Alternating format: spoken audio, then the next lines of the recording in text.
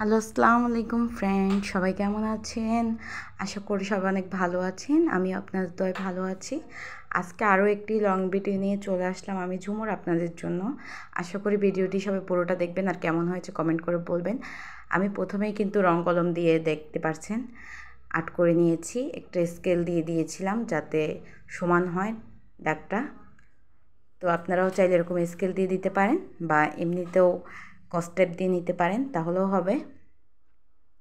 তারপর আমি পেন্সিল দিয়ে এরকম ঘর আর্ট করে নিব। তো দেখতে পাচ্ছেন আমার পেন্সিল দিয়ে ঘরটা আর্ট করা শেষ। বেশি কিছু করব না, আরগুলো কিন্তু আমি তুলির সাহায্যে করব গাছগুলো। তো আমি আগেই ঘরটা রং করে নিয়েছি, হালকা কালার দিয়ে দিয়েছি, মিষ্টি কালার। তো দেওয়ার পরে আমি এই যে আকাশটার মাঝখান বরাবর কিন্তু মেঘ দিয়ে নিয়েছি, দেখতে পাচ্ছেন হালকাভাবে একটু মেঘ দিয়ে নিয়েছি। তো মেঘ দেওয়ার পরে আমি একটু কালো আর একটু হালকা সবুজ কালারটা মিক্স করে একটু গাঢ় কালার করে নিয়েছি। করে কিন্তু আমি এটার ভিতরে লাগিয়ে দিয়েছি, দেখতে পাচ্ছেন নিচের যে সিনারিটাতে ওইখানে, যাতে বোঝা যায় একটা মাঠ বা খালি জায়গা সবুজ ঘাসে ভরা। তো আমি এরকম করে নিয়েছি। পুরোটাতে আবার উপরে টিয়া কালার দিয়ে নিয়েছি, হালকা সবুজ কালারটা। তো দেওয়ার পরে আমি এখন গাছ আর্ট করব। দেখতে পাচ্ছেন কালো কালার নিয়েছি, এটা কিন্তু সম্পূর্ণ কালো, কোনো কালার মিক্স করিনি।